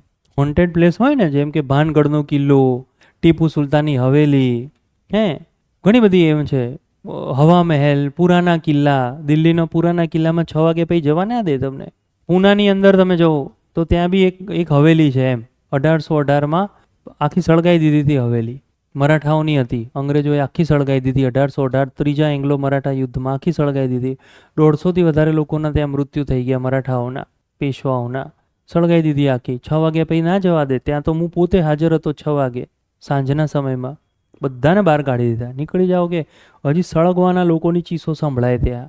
તો એની બહાર જે બોર્ડ માર્યું હોય, 6 વાગ્યા આ હોન્ટેડ પ્લેસ છે, 6 વાગ્યા પછી જો તમે અહીંયા રહે તો તમારી રિસ્ક ઉપર સરકાર જવાબદાર નથી. એની નીચે કૌંસમાં જે લખ્યું હોય ને, એ લખ્યું હોય આર્કિયોલોજીકલ સર્વે ઓફ ઇન્ડિયા, આ લખ્યું હોય. આ ક્વેશ્ચન 2016માં પૂછાયો તો મને નહોતો આવડ્યો, અને બહુ તૈયારી કર્યા પછી કંઈ ના આવડે ને તો એ યાદ રહે, જિંદગીભર યાદ રહે એમ. એટલે મને યાદ છે એમ. આર્કિયોલોજીકલ સર્વે ઓફ ઇન્ડિયા સંસ્થા છે જેની સ્થાપના થઈ હતી 1861માં. ફર્સ્ટ એના ડાયરેક્ટર જનરલ હતા. હવે તમે વિચાર કરો, આનું નામ છે જીપીએસસી ક્લાસ 1-2. એક્ઝામમાં લખેલું હશે. 1856માં એલેક્ઝાન્ડર કનિંગહામે સૌ પ્રથમ વખત સિંધુ સભ્યતા જે છે એના પુરાવા આપ્યા. પછી નીચે લખ્યું હશે કે 1861માં એએસઆઈની સ્થાપના વખતે એલેક્ઝાન્ડર કનિંગહામ તેના ફર્સ્ટ ડીજી હતા. અમુકમાં ડિટેલમાં જવાનું, અમુકમાં નથી જવાનું. તો આ કામનું છે, લખી નાખજો સાઈડમાં. 1861માં આર્કિયોલોજીકલ સર્વે ઓફ ઇન્ડિયાની સ્થાપના થઈ અને એના ફર્સ્ટ ડાયરેક્ટર જનરલ ડીજી હતા Alexander Cunningham. ASI archaeological survey of India આની સ્થાપના થઈ અને એના ફર્સ્ટ ડાયરેક્ટર જનરલ હતા એલેક્ઝાન્ડર કનિંગહામ. બધા ઇંગ્લેન્ડ, બધું ઇંગ્લેન્ડ. ભારતની આર્મી હતી, બધી ઇંગ્લેન્ડ. ભારતની નેવી હતી, ઇંગ્લેન્ડ. બ્રિટિશ નેવી કહેવાતી હતી ને પહેલાં, British Indian navy, British Indian army. ભારતીય વાયુસેના પહેલાં બ્રિટિશ વાયુસેના હતી, બધું બ્રિટિશમાં. 1861 એટલે બ્રિટિશ. બીજું બી એક બનાવ્યું હતું આ લોકોએ, મને એક્ઝેક્ટલી તો સાલ યાદ નથી, પણ એનિમલ વેલફેર બોર્ડ ઓફ ઇન્ડિયાનું તમે નામ સાંભળ્યું હતું. પહેલાં ચેન્નઈમાં હતું animal welfare board of India, પહેલાં ચેન્નઈમાં હતું. પછી ત્યાં જલીકાટુ એક ઉત્સવ ઉજવાતો હતો, તો બધા લોકો એનો બહુ વિરોધ કર્યો. તો ત્યાંના લોકો 2000 લોકો ભેગા થઈને એનિમલ વેલફેર બોર્ડ ઓફ ઇન્ડિયાની ઓફિસ ઉપર હુમલો કર્યો. તો એ લોકોએ આખી સંસ્થા હરિયાણામાં કરી નાખી. આર્ટ એન્ડ કલ્ચરમાં આવે છે animal welfare board of India. ભરતનાટ્યમના પુનઃ જાગરણ કરનાર એક રૂકમણી દેવી અરુણડેલ કરીને એક મહિલા હતા, એના પ્રયત્નોથી આ સંસ્થા જે છે ચેન્નઈમાં હતી, હવે હરિયાણામાં કરી નાખી. અત્યારે આપણે એની ચર્ચા નથી કરવાની, પણ આ તો એક વાત છે. ચલો ઓકે, વધારાના ફેક્ટ્સ આપણે લખીએ સિંધુ સભ્યતાના. લખો, સિંધુ સભ્યતાનું ક્ષેત્રફળ મેસોપોટેમિયા કરતાં વધુ છે, બરાબર, 12 થી 13 લાખ સ્ક્વેર કિલોમીટર. આકાર જે આપણને જોવા મળે છે એ છે ત્રિભુજ આકાર. અને મહત્તમ જગ્યાઓ સિંધુ નદીની કઈ બાજુ કહેવાય બોલો? ડાબી બાજુ કહેવાય. અપવાદ છે એનો, મોહેન્જોદડો અને મહેરગઢ આ પશ્ચિમ બાજુ છે. ઉત્તર દક્ષિણ જો જોવા જઈએ તો 1100 કિલોમીટર છે અને પૂર્વ પશ્ચિમ જો જોવા જઈએ 1600 કિલોમીટર લાંબી આ સભ્યતા છે. પેલું કાર્બન ડેટિંગ પદ્ધતિ તો લખ્યું ને બધા SC14, એ કામનું છે, ધ્યાન રાખજો. બહુ લખવાનું નથી, બહુ નોટ્સ નથી બનાવવાની, બહુ કંઈ ચિંતા ના કરો. પણ આ તો શરૂઆત છે એટલે હું તમને સમજાવું છું કે તમે આવી રીતે જો તમે આગળ વધશો તો તમને વાંધો નહીં આવે. ખ્યાલ આવે છે? કંઈ આપણે આખું ઇતિહાસ નોટ ડાઉન નથી કરવાનું. ખ્યાલ આવે છે? કંઈ આખા ઇતિહાસો લખવાની જરૂર નથી, કંઈ નથી કરવાનું. પણ આ એકચ્યુઅલીમાં શું છે, જો આ ફર્સ્ટ લેક્ચર છે. આગળ ભલે ઓરિએન્ટેશન લેક્ચર ગયો, પણ આ ફર્સ્ટ લેક્ચર છે ત્યાંથી આપણે ભણવાની શરૂઆત કરી. તો તમે સૌથી પહેલાં તમારું કામ એ છે કે તમે મને સમજો કે મેં કેવી રીતે ઇતિહાસની અંદર સારો સ્કોર લીધો, મને કેમ ઇતિહાસમાં વાંધો નથી આવતો, મેં શું ઇતિહાસની ટ્રીક વાપરેલી છે જે તમે વાપરો તો તમને બી ઇતિહાસમાં વાંધો ના આવે. સેકન્ડ વસ્તુ, તમે ઇતિહાસને સમજો કે ભાઈ સારા સારા માર્ક કેવી રીતે ઇતિહાસની અંદર આવી શકે છે. એટલે જૂની જે મેન્ટાલિટી હોય, ઇતિહાસ મારાથી નહીં થાય, અઘરું પડશે, આટલું બધું યાદ રહે ના રહે, એ બધી મેન્ટાલિટીઓથી દૂર થવાનું. પહેલાં કેવી રીતે ભણવું જોઈએ, કેવી રીતે ના ભણવું જોઈએ, એનો એક રસ્તો છે આ લેક્ચર. પહેલાં જાણકારી લેવાની, પેલી માહિતી લેવાની, પછી તમને વાંધો નહીં આવે, પછી તમને આઈડિયા આવી જશે. ફટાફટ વાંચીને તમને ખબર પડી જશે કે કેવી રીતે ઇતિહાસ જે છે સરળતાથી યાદ રહે. આ તો હજી ફર્સ્ટ સેકન્ડ લેક્ચરો ચાલી રહ્યા, પહેલું ચેપ્ટર હજી તો ચાલે. એમ 1-2 ચેપ્ટરની અંદર તમને એક્ઝેક્ટલી આઈડિયા થશે કે તમે કદાચ ઇતિહાસ પહેલાં ભણતા હો તો કઈ જગ્યાએ ભૂલો થતી હતી, શું લોચા થતા હતા. ધીરે ધીરે તમને એનો આઈડિયા આવશે. તો આવા ક્વેશ્ચનો પૂછે ને જે લાઈન તમે ભણતા હોય, જો ક્લાસ 1-2 આપવી હોય કે યુપીએસસી આપવી હોય ને, તો એક બધા છોકરાઓ નથી કરતા, એ ધ્યાન રાખવાનું. ભણતા આવું વિચારતા રહેવાનું, પેલા લોકો શું ખોટું લખવાના છે. તમે જે લાઈન જે ભણો છો ને એ બધી જીપીએસસીમાં ઊંધી લખાઈને આવશે અને તમને કન્ફ્યુઝ કરવાવાળી જ આવશે. બધી લાઈન કન્ફ્યુઝ કરવાવાળી આવશે. ધારો કે મેં તમને ઉદાહરણ પણ આપી દીધું કે આ લાઈન આખી લખેલી છે, ખ્યાલ આવે છે? તો તમને કન્ફ્યુઝ ક્યાં કરે એ લોકો? એવું લખશે, સિંધુ સભ્યતાની મહત્તમ જગ્યાઓ સિંધુ નદીની જમણી બાજુ આવેલી છે તથા બીજું વાક્ય, મોહેન્જોદડો અને મહેરગઢ જેવી જગ્યાઓ સિંધુ નદીની ડાબી બાજુ આવેલી છે.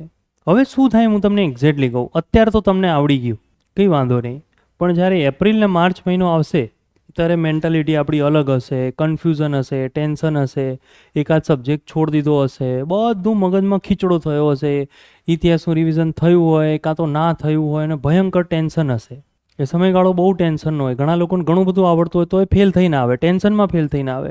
એનું એક ઉદાહરણ બી આપું તમને. અત્યારે ઘરે જતી વખતે તમે એવો વિચાર કરવાના છો કે ટાયર પંચર પડી ગયું તો? અત્યારે કોઈને એવો વિચાર આવે આવતા જતા? એક્ઝામના દિવસે આવશે, જોજો. કોઈ વહેલા જવો, પંચર પડી ગયું તો કઈ લોચો ના થાય. આ શું છે? આ ડર છે. તો વિચાર કરો, ડરતા હોય ને એટલે આવું બધું કરે. અરે ઠીક છે, પડે તો પડે, કરી દઈશું કંઈ. આવું ત્યારે વિચાર ના આવે, ડર લાગે, બહુ ડર લાગે. એનું એન્વાયરમેન્ટ જ અલગ હોય. એટલે ત્યારે શું થાય, જમણું હતું કે ડાબી હતું કંઈ ખબર જ ના પડે ત્યાં જઈને. એમ જમણીનું ડાબી થાય, ડાબીનું જમણી થાય, કંઈ આઈડિયા જ ના આવે ત્યાં. એટલે રિવિઝન ને એ બધું બહુ જરૂરી છે આની અંદર. નાની નાની ડિટેલ બહુ છે ઇતિહાસની અંદર, ઘણી બધી ડિટેલ એવી નાની નાની. જો હવે આવ્યું ફરીથી એ ડિટેલ આવી કે સિંધુ સભ્યતા, એક ક્વેશ્ચન હતો જે આર્ય સભ્યતામાં બહુ પૂછાય છે. આપણે પછી નેક્સ્ટ ચેપ્ટર આર્ય સભ્યતામાં ભણવાના છે, એમાં બહુ પૂછાય છે આવું કે આર્ય સભ્યતા ક્યાંથી આવી. એના માટે જુદા જુદા મતાંતરો છે. કોઈ કહે છે કે તિબેટથી આવી, કોઈ કે ઉત્તર ધ્રુવથી આવી, કોઈ કહે છે કે ના ના આ તો જૂના સિંધુ સભ્યતાના લોકો આર્યમાં કન્વર્ટ થઈ ગયા, કોઈ કે ના પશ્ચિમના પ્રવાસીઓ અહીંયા. એમ સિંધુ સભ્યતામાં બી છે, સિંધુ સભ્યતામાં બી છે. કોઈ એવું કહે છે કે આ તો મેસોપોટેમિયાના લોકો છે જે થોડા સમય પછી કે ભારતની અંદર આવી ગયા. કોઈ એવું કીધું એમ કે ભાઈ આ મેસોપોટેમિયા છે ના પ્રવાસીઓ છે, અને એ કહે છે કે ભારત આવ્યા. કે આવું વાક્ય કોકે કીધું છે, મેસોપોટેમિયાના પ્રવાસીઓ છે એ કે ભારત આવ્યા. બીજા કહે છે કે ના ના અહીંયાથી જ બધાનો ઉદય થયો છે, આ તો પૂર્વ હડપ્પાના છે બધા. મેં તમને કીધું ને ગ્રામીણ સંસ્કૃતિ હતી જૂની કે વર્ષોથી રહે છે. એ કે ના ના કે આ તો કે પૂર્વ હડપ્પાના છે, ના જ નગરીય સભ્યતા છે. એટલે પહેલાંની ગામડાની સભ્યતા આપણે ભણ્યા ને કે ના ના કે આ તો દાદા પરદાદાઓ અહીંયા જ રહેતા હતા અને આ તો કે અહીંના જ સભ્યો છે, કે કશું વાંધો નહીં, કે એવું કંઈ નથી આની અંદર. તો કોણે શું કીધું છે એના માટેનું એક જોડકું છે એમ કે ભાઈ મેસોપોટેમિયાના સુમેરુ લોકો છે. મેસોપોટેમિયાના એ લોકો સુમેરુ લોકો કહેતા હતા. તો કે આ તો મેસોપોટેમિયાના સુમેરુ લોકો. બહુ ટેન્શન નહીં લેવાનું, મેસોપોટેમિયાનો મે આવ્યો તો એનો જવાબ આવે JH મૈકે. આ મૈકેનો આ મે આવી ગયો.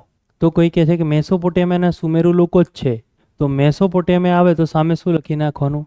JH મૈકે લખો.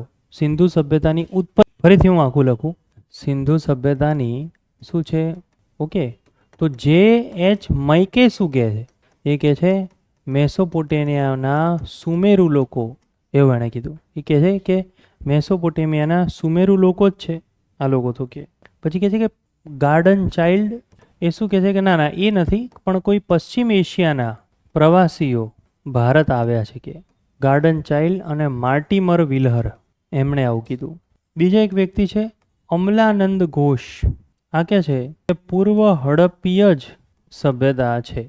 તમને ખબર છે ને પેલા બંધારણમાં એક શબ્દ આવે છે કે આ તો જન્માક્ષર છે ને આ તો જન્મ કુંડળી છે ને નથી, આમુખને કદાચ કહે છે. હા, એ બધા નથી વ્યક્તિ કરતા, આ તો કે આત્મા છે. બસ એના જેવું છે. 3 યાદ રાખવાના છે. અને મેં તમને શોર્ટકટ અહીં આપી દીધું. ભાઈ કંઈ ગોખવાની જરૂર નથી. મેં કેમાં શું આવી ગયું જુઓ, શું આવી ગયું મેસોપોટેમિયા. પછી ગાર્ડનમાં બધા ફરવા જાય કે ના જાય? તો જો ગાર્ડનમાં સામે જવાબ આવી ગયો. શું આવી ગયો? પ્રવાસીઓ. પ્રવાસીઓ ક્યાં ફરવા જાય? ગાર્ડન. અને આપણો માણસ છે કે નહીં અમલાનંદ ઘોષ? તો જો એણે શું કીધું કે આ તો આપણી જ સભ્યતા છે. કીધું ને મેં, દાદાવાળા જ છે કે આ લોકો. તો બહુ ઇઝી જોડકું છે, બહુ કંઈ ગોખવાની જરૂર નથી એને. આ જોડકું પૂછાય એટલે તમારે ટીક થઈ જાય. ત્યાં બી એવું જ છે, આર્ય સભ્યતા આવશે ને એમાં એવું છે. લોકમાન્ય તિલક એવું છે કે તિબેટથી લોકો આવ્યા, આવું બધું કહે છે. દયાનંદ સરસ્વતી કહે છે તિબેટ. હા, દયાનંદ સરસ્વતી કહે છે કે તિબેટથી આવ્યા. કે તો આવું ત્યાં જોડકું એક છે એ બી કરી નાખવાનું. આવું હવે મેં તમને કીધું એ પ્રમાણે પેલું પણ કરી નાખીએ. સિંધુ સમકાલીન સભ્યતા, મેસોપોટેમિયા યુક્રેટિસ નદી કિનારે છે. આ સુમેરુ લોકો કહેવાય. ઓકે, પછી બેબીલોન સભ્યતા, એનું નામ હતું આ બેબીલોન સભ્યતા. ઇજિપ્તવાળી હતી આ. એકચ્યુઅલીમાં આનું મિશ્ર સભ્યતા નામ હતું. આવી રીતે લખાય, આમ ન કરે એ લોકો પછી લખે. આ નાઇલ નદીવાળી હતી. અને બીજી ચીની સભ્યતા હતી. આ હવાંગ હો નદી કિનારે હતી. આ સિંધુની સમકાલીન છે. આ સિંધુ સમકાલીન સભ્યતા હતી. અને સિંધુ કરતાં જૂની કઈ કહેવાય? મેસોપોટેમિયાવાળી. સૌથી પ્રાચીન મેસોપોટેમિયા બધામાં. મેસોપોટેમિયા જે સભ્યતા છે ને મેસોપોટેમિયા, એ આ પિરામિડવાળી. આણે જાદુ ટોણાની શોધ કરી, આણે તાંબાની શોધ કરી, આણે રસાયણ વિજ્ઞાનની શોધ કરી. એવું રસાયણ વિજ્ઞાન કે એની રાણીને બાંધીને આપી દે તો અત્યાર સુધી રાણીનું ભૂત ફરતું હોય. મમ્મી કહેવાય એને, મમ્મી. પેલું ખબર છે ને વ્હાઇટ કલરનું મમ્મી બનાવે ને, હા એ જે પૂર્વજન્મ, બધા પૂર્વજન્મમાં માને. બધી સભ્યતાઓ પૂર્વજ, જો વૈદિક સભ્યતા પૂર્વજન્મમાં માને. ઇવન જૈન ધર્મ, બૌદ્ધ ધર્મ પુનર્જન્મમાં માને. સિંધુ સભ્યતા એ માને. બધા જ પ્રાચીન ભારતની સભ્યતા એ પુનર્જન્મ આપણે માનીએ જ છે ને હજી. એ પુનર્જન્મમાં વિશ્વાસ. એક ટીવામાંથી પડી જાય, ટાંગો તૂટી જાય, ગયા જન્મમાં પાપ કર્યા હશે એટલે અત્યારે એક ટીવામાંથી પડી ગયો. આ શું છે? પુનર્જન્મમાં માને બધા.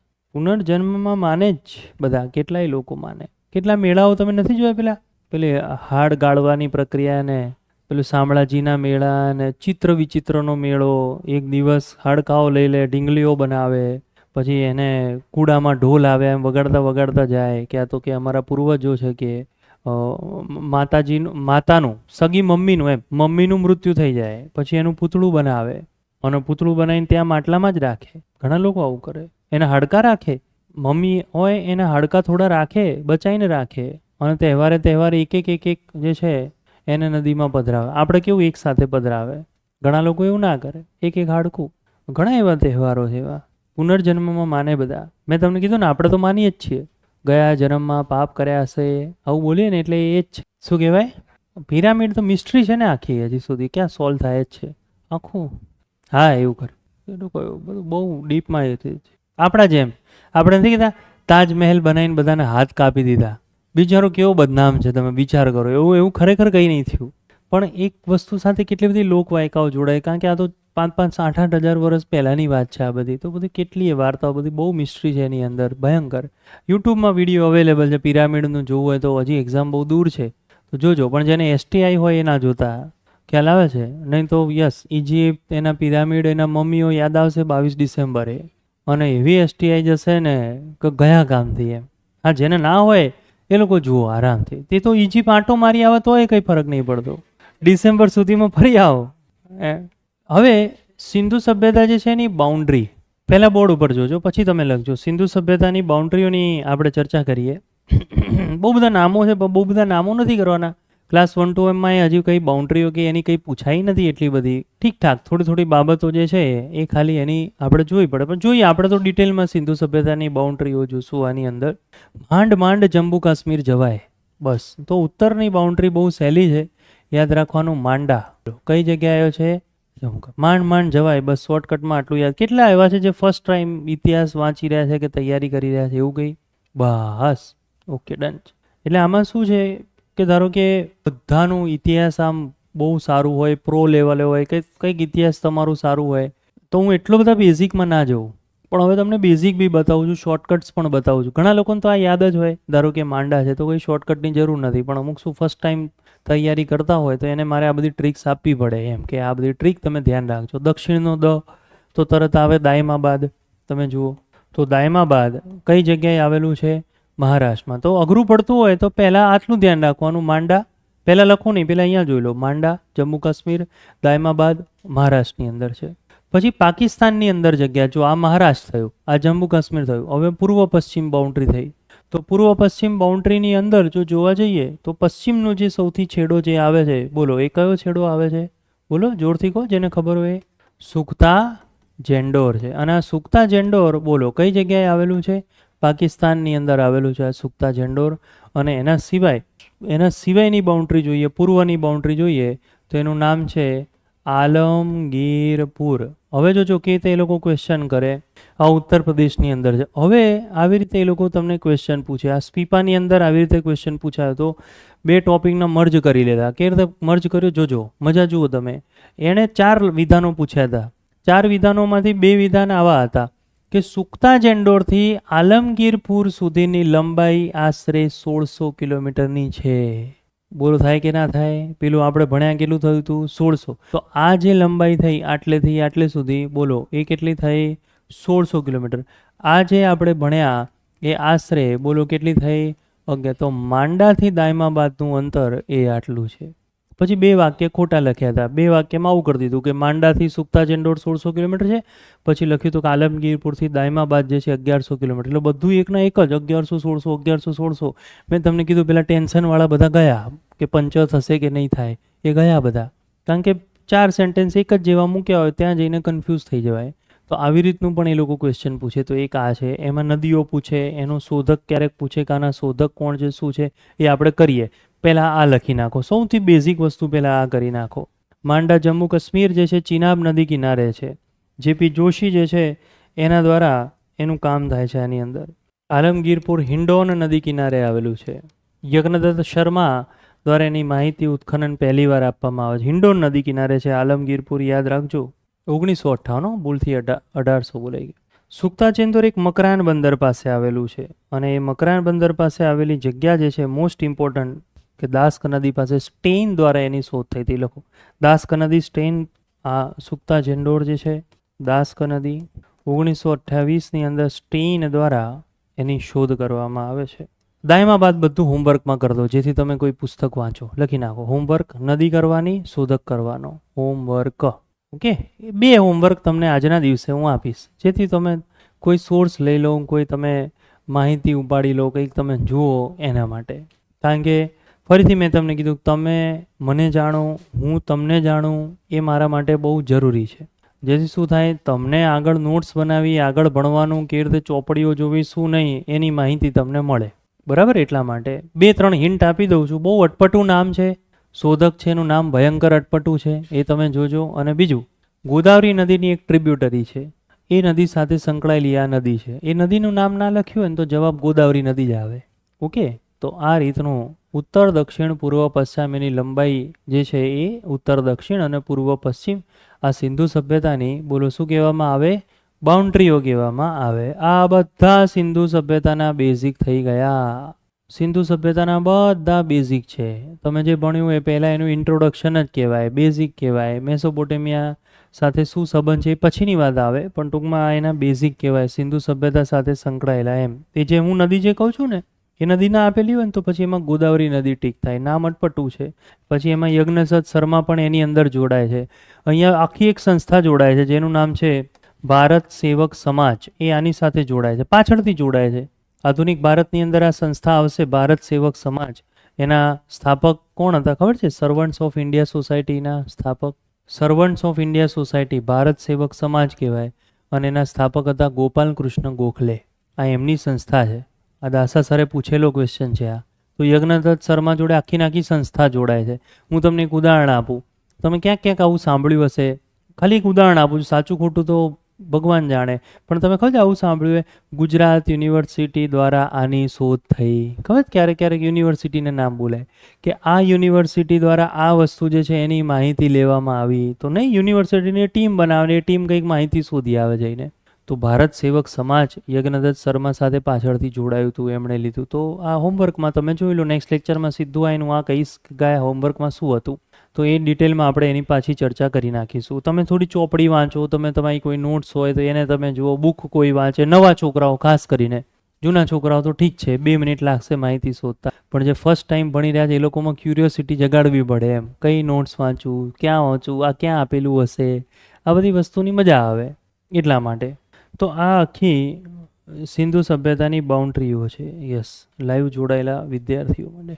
હવે ફરીથી આ છે સિંધુ સભ્યતા. જો આ સભ્યતા કેટલી ડિટેલમાં જાય છે એની આપણે ચર્ચા કરીએ. તો છે ડિટેલ બધી, પણ એને આપણે હમણાં સુધી જે ભણ્યા એ શું કહેવાય, એનું બેઝિક, અથવા આવું બી કહી શકાય શું કહેવાય એનો ઇન્ટ્રોડક્શન. બધું આવી ગયું. શોધો ફરીથી મને બોલો ને એટલે એ રિપીટ આખું પૂરું થઈ જાય. પહેલાં એનો શું આવે, સિંધુ સભ્યતાનો સમયગાળો. તો ભણી ચૂક્યા 3 સમયગાળું મહેરગઢની આપણને ખબર પડી ગઈ. કઈ પદ્ધતિથી શોધાયું બધું, તો કઈ પદ્ધતિ, કાર્બન ડેટિંગ પદ્ધતિ. પછી આવે શોધકો. તો પહેલાં માહિતી આપનાર કોણ હતો? Charles Mason. પુરાવા કોણ આપ્યા? એલેક્ઝાન્ડર, જે પહેલો ડીજી હતો 1861 એએસઆઈનો. અને પછી ઉત્ખનન કોણે કર્યું? દયારામ શાહની. રાવી નદી કિનારે હડપ્પાનું ફરીથી હડપ્પા ભણવાના જ છે એટલે એમાં ફરીથી આવવાનું જ છે. પછી ઉત્પત્તિ તો મૈકે આવ્યો, JH મૈકે. તો એણે શું કીધું? મેસોપોટેમિયા કે સુમેરો લોકો છે. ગાર્ડન ચાઇલ્ડ, તો ગાર્ડન ફરવા જાય. કોણ ફરવા જાય? પ્રવાસીઓ. તો એણે કીધું કાં તો પશ્ચિમ એશિયાના કે પ્રવાસીઓ છે. અને આપણો માણસ અમલાનંદ ઘોષ, એણે શું કીધું? આ તો આપણા જ માણસો છે કે પૂર્વના હડપ્પાના જ લોકો છે જે પછી નગરીય. આ એક ખબર પડી ગઈ. એના પછી બીજું શું જોયું આપણે એના સિવાય? હા, સમકાલીન જોઈ લીધું. મેસોપોટેમિયા શું છે, બેબીલોન શું છે, આ બધું આપણે જોઈ લીધું. તો એની માહિતી આપણને મળી ગઈ. એટલે આ બેઝિક બાઉન્ડ્રીઓ આપણને ખબર પડી ગઈ, એ જોઈ લીધું. હવે આવે એનો સમાજ. પછી આવે સિંધુ સભ્યતાનું નગરીય જીવન, કે રીતે નગર બનાવતા હતા. પછી આવે એનો વેપાર, એ લોકોનું વેપારી જીવન. પછી આવે એ લોકોની સાઇટ્સમાં 3 ભાગ પડે પાછું. પાકિસ્તાનને અત્યારે કંઈ ના લગતા. પછી ભારતની સાઈડ, પછી ગુજરાતની સાઈડ. પછી આવે સિંધુ સભ્યતાનો અંત કેવી રીતે થયો એનું જોડકું. કોણે શું કીધું એ આ જોડકું પૂછાય. અંત કેવી રીતે આવે? સાઈટમાં ગુજરાતની સાઈટ લોથલ ક્યારે શોધાઈ, કઈ નદી કિનારે છે, કોણે શોધી, લોથલની ડિટેલ. ધોળાવીરા ક્યારે શોધાઈ, કઈ નદી કિનારે, એની ધોળાવીરાની ડિટેલ. ખ્યાલ છે ને બધાને? રંગપુર પહેલા સુરેન્દ્રનગરમાં આવતું હતું, હવે રંગપુર અમદાવાદ છે, તો કોણે શોધું, ક્યારે શું આવ્યું, એની બધી ડિટેલ, બધી સાઇટ્સની ડિટેલ બધી. પહેલા પાકિસ્તાનની સાઇટ, પછી ભારતની સાઇટ, પછી ગુજરાતની સાઇટ, પછી સિંધુ સભ્યતાનો અંત, વેપાર કેવો હતો, નગરીય કેવો હતો, અને સમાજ કેવો હતો. આટલું કરો એટલે સિંધુ સભ્યતામાં એક ક્વેશ્ચન ખોટો ના પડે, ક્યારેય ના ખોટો પડે. પછી ઇન્ટ્રોડક્શનમાંથી પૂછાય કે આમાંથી પૂછાય કે ગમે તેમાંથી પૂછાય. ખ્યાલ આવે છે? એટલે હવે ટૂંકમાં આપણે જે ટોપિક તરફ આવ્યા એ કયો ટોપિક છે? એ લોકોનો સમાજ. સિંધુ સભ્યતાના સમાજ સંદર્ભે નીચેનામાંથી કઈ બાબતો સાચી છે, આવો ક્વેશ્ચન એ લોકો પૂછે. ઉદાહરણ તમને આપું કે સિંધુ સભ્યતાના લોકોનું સૌથી પવિત્ર પ્રાણી એક શિંગડાવાળો ગેંડો. સેકન્ડ, સિંધુ સભ્યતાના મંદિરોના પ્રવેશદ્વાર પૂર્વ તરફ હતા. 3, સિંધુ સભ્યતા કપાસ, ઊન, અયસ્ક વગેરેનો વેપાર મેસોપોટેમિયા સાથે કરતા. આવું ક્વેશ્ચન પૂછાય.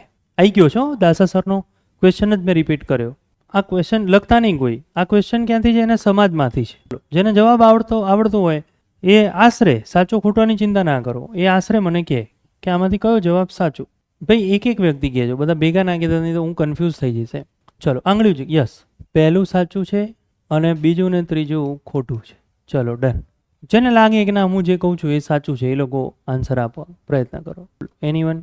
આશરે પ્રયત્ન કરો ને. આ ખોટું મળે તો શું થઈ ગયું? કશું કંઈ ટેન્શન નથી. હા બોલો, બે જણા ભેગા થઈને જવાબ આપો. આશરે કહો પહેલું સાચું, પહેલું અને ત્રીજું. આ બીજો જવાબ છે. એના સિવાય પ્રયત્ન કરો તો 3-4 જણા કરો. એટલે જે લોકો પહેલી વાર જેને એવું થાય કે ઓહો આવી કોઈ સભ્યતા હતી, એ તો કંઈ ના બોલતા, જોઈ રાખો ચૂપચાપ. કોઈને પહેલી જ વાર આજે જ આવીને એવું થયું હોય ઓલે પ્રાચીન ભારત સિંધુ સભ્યતાથી ચાલુ થાય, બોલો તો રહેવા જ દેજો. આપણે તો બેસી જ રહેજો શાંતિથી. એ તો કોઈ જવાબ જ ના આપતા. પ્રયત્ન કરી. યસ, તમે કરો પ્રયત્ન. છેલ્લી બેન્ચીસમાંથી આશરે 3 ભેગા થઈને કરો. First right. હા, એટલે આ જ જવાબ થયો. ચલો આપણે પ્રયત્ન કરીએ હવે. સિંધુ સભ્યતાનું સૌથી પવિત્ર પ્રાણી એક શિંગડાવાળો ગેંડો હતું. આ કયું? આ કેવું વાક્ય કહેવાય? આ ખોટું છે. સિંધુ સભ્યતાનો પવિત્ર પ્રાણી એક ખૂંદવાળો બળદ હતું. એ તો એક શિંગડાવાળા ગેંડાના જાણકાર હતા કે એ લોકોને ખબર હતી એક શિંગડાવાળો ગેંડો કોને કહેવાય. એક ખૂંદવાળો બળદ, આ એ લોકોનું પવિત્ર પ્રાણી છે. 1 હોર્ન રાઇનોર નહીં. ખ્યાલ આવે છે? 1 હોર્ન બુલક કહેવાય ને, બુલક કહેવાય. એ ધ્યાન રાખો. એટલે આ ગયું. સિંધુ સભ્યતાના મંદિરોના પ્રવેશદ્વાર પૂર્વ. સિંધુ સભ્યતા મંદિરો વિશે અજાણ જ હતા અને સિંધુ સભ્યતા કપાસ, ઊનનો વેપાર કરે, પણ અયસ્ક એટલે લોખંડ થાય. તો સિંધુ સભ્યતા લોખંડથી કેવી હતી? અજાણ. આનો જવાબ આવે બધા ખોટા. પહેલું, બીજું ને ત્રીજું બધા ખોટા આવે. 4 ઓપ્શન આપ્યા હતા, 4 ખોટા હતા. 4 ખોટા. યાદ રાખજો, મેઇન્સની 400 માર્કની એક્ઝામ આવશે કે નહીં? 400 માર્કની એક્ઝામ આવશે, એમાંથી 15 થી 20ના જવાબો એવા હશે તમામ ખોટા. અને 15 થી 20 એવા હશે જેના હશે તમામ સાચા. આવું હોય. આમાં 4 ઓપ્શન હતા, 4 એ લોકોએ ખોટા કર્યા હતા. એક ખૂંદવાળો બળદ, આ એ લોકોનું પવિત્ર પ્રાણી છે. તો ખાલી એક શિંગડાવાળા ગેંડાના જાણકાર હતા. એ લોકોને ખબર હતી કે હા એક શિંગડાવાળો ગેંડો કંઈક છે. અને સિક્કાઓમાં આગળ પાછળ ક્યાંક એની છાપ હતી. સિક્કાઓમાં ક્યાં છાપ હતી? એક બાજુ પશુપતિનાથ અને પાછળ એક શૃંગી પશુ. એમાંય ગેંડો નહીં, પણ શું કહે છે? એક શૃંગી કોઈ પશુ હતું. આવું એ લોકો કહે છે. એટલે સમાજમાંથી ક્વેશ્ચનો, વેપારમાંથી ક્વેશ્ચનો કે બસ આ તો જોવાનું છે. નાની બાબતો જે છે એના ઉપર તમે ફોકસ કરો. સાચું ખોટું શું છે એ આપણા યસ લાઈવવાળા 1 અને 3 કરેક્ટ. 1 અને 3 કરેક્ટ. 7 અને 56 કીધું. હા વાંધો નહીં, 4 મિનિટ પહેલાં કીધું ને તો બરોબર. નહીં તો આ તો જવાબ આવ્યા પછી એ ભાઈ જવાબ આવે એમ, એટલે તો ના થાય. ઓકે, તો એક ખૂંદવાળો બળ. અયસ્ક એટલે શું થાય? લોખંડ. ખબર છે, લોખંડથી તો એ લોકો અજાણ છે. એ તો એ લોકોને ખબર જ નથી કે લોખંડ કોને કહેવાય. એટલે વાર્તા પૂરી થઈ ગઈ. એનો તો વેપાર જ નથી કરતા. કપાસ આપતા હતા, સામે તાંબુ લેતા હતા. એને બાર્ટર પ્રથા કહેવાય. બાર્ટર પ્રથા એટલે આપલેની પ્રથા. આ આર્ય સભ્યતા પણ એવું કરતી હતી. એક કંઈક વસ્તુ આપે ને સામે કંઈક વસ્તુ લે. ગાયો આપે, વેદોના પુસ્તકો લે. વેદોના પુસ્તકો આપે, ગાયો લે. આવું બધું કરે. ગાયોમાં વેપાર ચાલતો એ લોકોનો. બાર્ટર પ્રથા. જુદી જુદી પ્રજાતિનો બી ગાયોનો વેપાર ચાલે કે ધારો કે આપણે એમ કહીએ ને કે ગીરની ગાયો અમે આપીએ તમને, સામે કે તમે ભાઈ કચ્છની ગાયો તમને આપો, તો આવી રીતે પણ વેપારો બાર્ટર પ્રથામાં ચાલે. હજી બી ચાલે છે આવા ક્યાંક ક્યાંક વેપારો બાર્ટર પ્રથામાં. એક હાથ દે એક હાથ લે એવા વાળો વેપાર એ બાર્ટર પ્રથાનો કહેવાય. બસ તો આવી રીતે આપણું ચાલશે. બધાને ખબર છે, આરામથી આપણે ભણવાના છીએ. હાલના લેક્ચરમાં આટલી બાબત આપણે જોવાના.